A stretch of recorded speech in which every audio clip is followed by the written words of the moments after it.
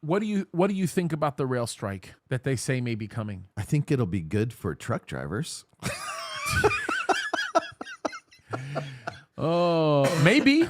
How are they going to be able to do what they're going to do? It's like how are truck drivers going to stay busy if they're not getting anything shipped overseas? So what's going to happen is if the railroad goes on strike, the truck drivers are going to have to move everything, right? So it's going to change logistics completely in the United States to cover that. And everything's going to slow down a little bit, right? Okay. Maybe a lot. It all depends. I don't know. The price of fuel is going to go up because rail is, on a fuel efficiency standpoint, it's much more efficient, and deliveries to certain places, like, it's not going to hurt us as bad here because we have a port right here. So the stuff doesn't have to move as far here. But when you're out of the way, man, this is going to get really tough for out of the way places. You saw it when we were driving through Texas, right?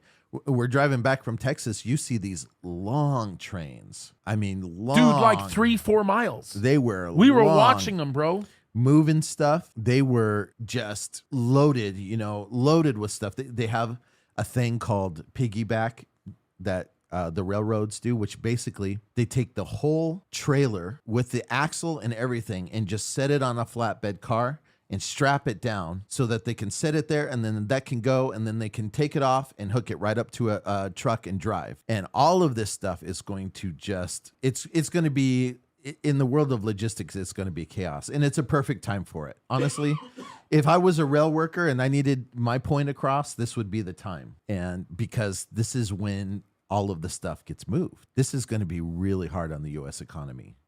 It's already hard on the U.S. economy, bro. I think you're right.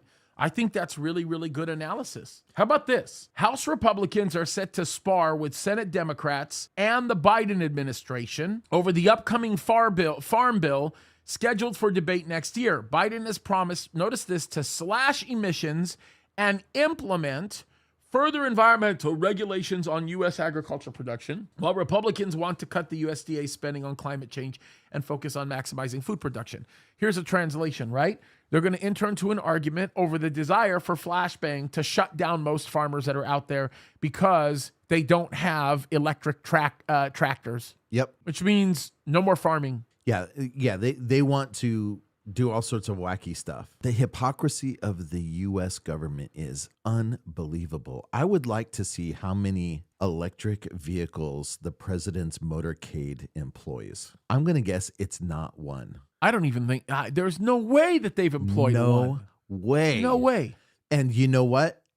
So when he travels somewhere, he's got 10 Suburbans. I would love for Air Force One to have downgrade that to one of those. Let it be electrical powered. Those with two-seater an electric planes. No, just let it be an EDF, right? Electrical ducted fan system, right? That's got a battery that won't quite make it past the Atlantic. I get where you're going. But, when he travels somewhere, they pull up. Every one of those vehicles stays running the entire time for good reason. The reason is, this is the protocol of the Secret Service, right? The reason is, if something goes sideways, there's a guy sitting right there, throw the president in the back and go, right? Even the time it takes for the guy to gather his wits and start the car could be a life and death time frame. 100%. They do stuff like this all of the time. The government itself really views itself as exempt of the rules, but they make these rules not because, let's face it, it's not because they're really concerned about this. They have an agenda behind all of this stuff. Look, these politicians are making money on the back of all of this stuff. Darn straight they are.